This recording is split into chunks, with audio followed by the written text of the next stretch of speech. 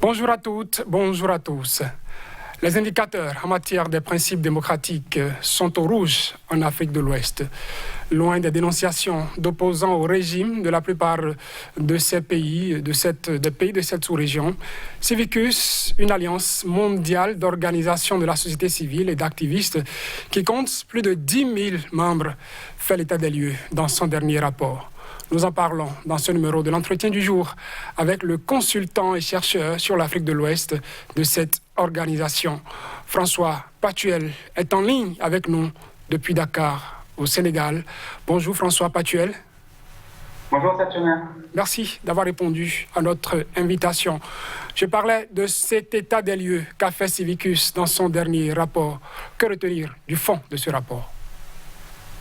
Oui, Civicus a lancé un rapport qui met en avant le recul des libertés civiles et politiques en Afrique de l'Ouest dans le contexte des élections, notamment avec des présidents qui s'accrochent au pouvoir et qui répriment les défenseurs des droits humains et les militants pro-démocratie. C'est le cas au Bénin, mais c'est aussi le cas par exemple en Guinée ou en Côte d'Ivoire où il va y avoir des élections ce mois-ci. Voilà, sur ces différents pays, vous avez parlé de présidents au pouvoir, des tentatives de retour au pouvoir, en tout cas de briguer d'autres mandats avec les troisièmes mandats en cours qui créent des problèmes. Alors, qu'avez-vous remarqué dans chacun de ces pays ? Eh bien, en Afrique de l'Ouest, malheureusement, il y a un vrai recul en matière de liberté politique et notamment en matière de transition démocratique. Alors que la notion de restreindre les mandats à 2 mandats avait été discutée à la CEDEAO en 2015, aujourd'hui on voit que les présidents sont de plus en plus tentés de s'approcher au pouvoir et de maintenir leur candidature pour des 3e mandats. C'est le cas en Guinée, par exemple, où Alpha Condé va se présenter aux élections présidentielles pour un 3e mandat le 18 octobre. C'est le cas aussi en Côte d'Ivoire, où malgré les promesses, Alassane Ouattara va se présenter pour un 3e mandat le 31 octobre.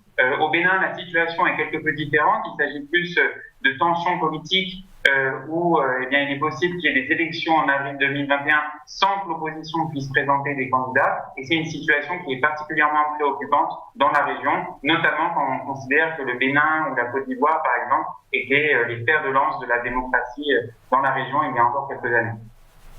Est-ce qu'il suffit, François Patuel, qu'un président décide de revenir pour un 3e mandat pour qu'on parle forcément déjà de recul de liberté civile et politique ? Non, chaque pays est libre évidemment d'adopter les constitutions qu'il souhaite et de limiter ou non le nombre de mandats. Ce qui est préoccupant, c'est les crispations politiques et les violences politiques du coup qui se passent quand ces débats ont lieu, de sorte à ce que les débats finalement ne sont pas forcément libres et dans la mesure où il y a des répressions notamment contre les militants pro-démocratie ou les défenseurs des droits humains. Par exemple, en Guinée, le Front national de défense de la Constitution, qui est une organisation pro-démocratie qui inclut des militants de l'opposition, eh bien cette organisation, la plupart de ses leaders ont été arrêtés en 2019. Ils ont fait plusieurs mois de prison pour certains d'entre eux. Saïkou Yaya Diallo, par exemple, qui est le coordinateur, est encore en détention aujourd'hui. Il est en détention depuis mai. Il y a également des décès malheureusement dans ces manifestations qui sont liées à ces changements de constitution ou à la question des 3e mandats. Il y a eu des décès par exemple en Guinée évidemment, on compte plus de 50 morts depuis octobre 2019, mais aussi en Côte d'Ivoire, il y a eu 12 morts en août quand Alassane Ouattara a annoncé qu'il allait briguer un 3e mandat, et au Bénin également malheureusement il y a eu des décès, au moins 4 morts lors des manifestations liées aux élections législatives de 2019. Autre question, autre sujet qu'on aurait pu remarquer, souligner dans certains de ces pays, notamment la Côte d'Ivoire, le Bénin surtout, où on note des opposants qui sont exclus de fichier électoral, forcés à l'exil, avec des décisions d'institutions comme la Cour africaine des droits de l'homme et des peuples, des décisions qui ne sont pas respectées dans ces pays-là. Est-ce que le rapport de Civicus en fait cas ?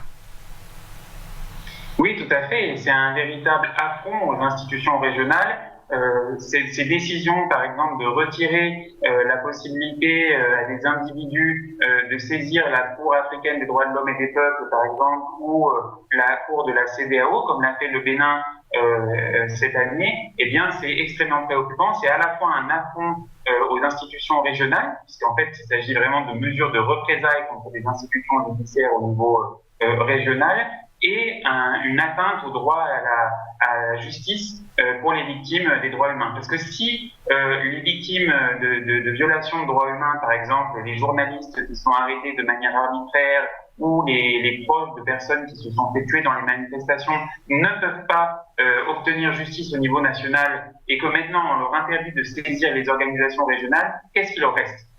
Il y a une vraie question en matière de droit à la justice, mais aussi d'affront aux institutions régionales. Et il est important que la CEDEAO, par exemple, ou l'Union africaine, se prononce là-dessus et dénonce le fait qu'il y ait des mesures de représailles prises par les États comme la Côte d'Ivoire et le Bénin contre des institutions régionales. Il en va de la crédibilité des institutions régionales, mais aussi de la stabilité dans la région.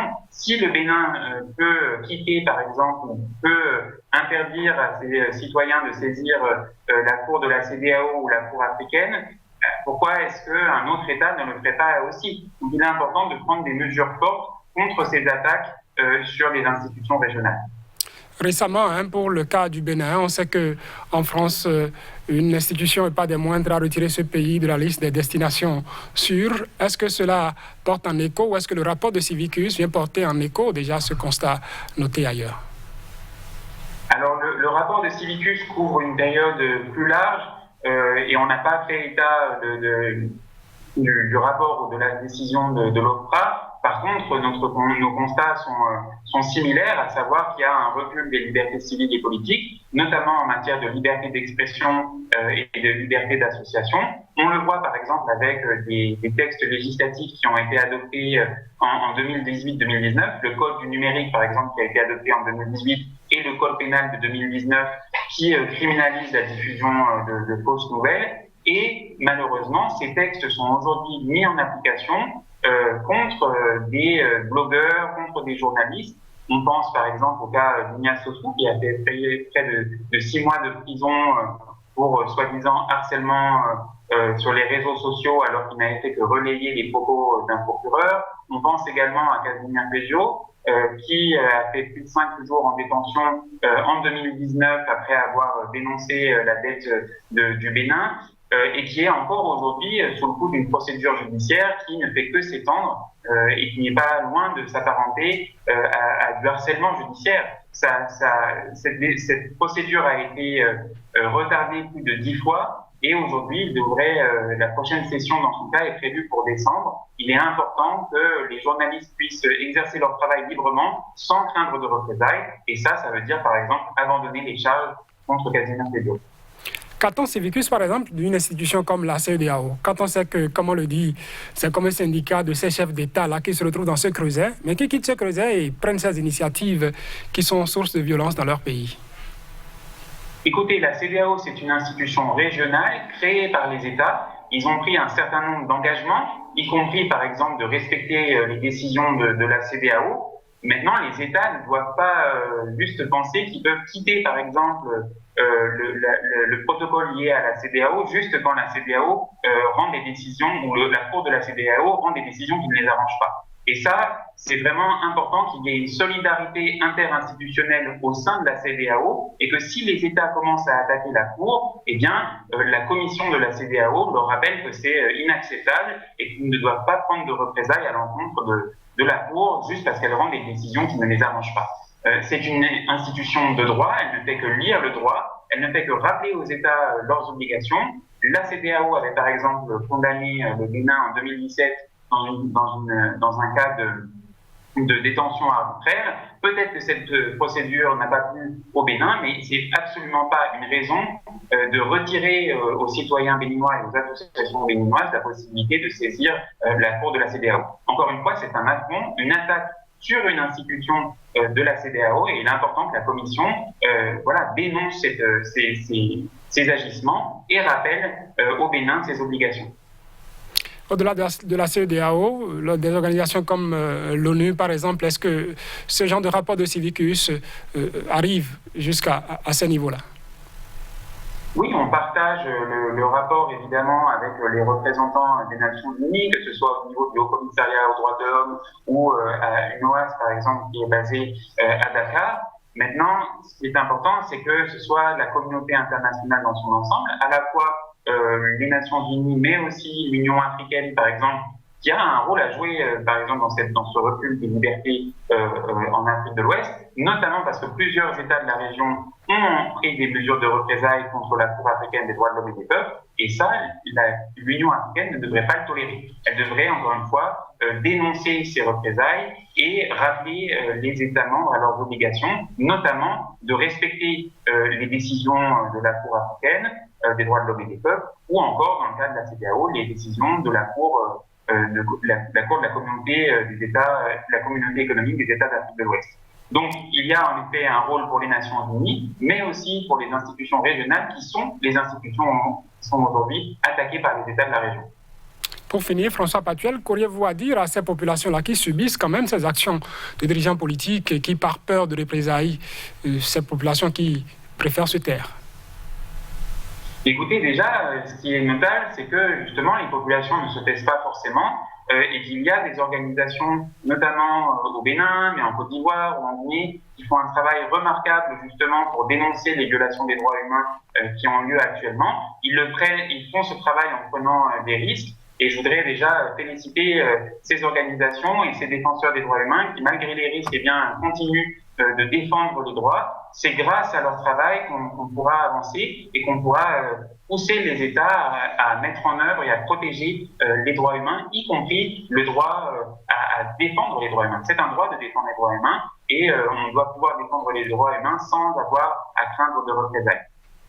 Merci à vous, François Patuel. Je rappelle, vous êtes consultant et chercheur sur l'Afrique de l'Ouest pour Civicus, une organisation mondiale, une alliance mondiale d'organisations de sociétés civiles et d'activistes qui vient de sortir un rapport sur les libertés civiles et politiques en Afrique de l'Ouest. Merci d'avoir répondu à notre appel depuis Dakar au Sénégal. Merci à vous, François Patuel. Merci. Merci. Et mesdames, messieurs, c'est donc tout pour ce numéro de l'entretien du jour. Merci pour votre attention.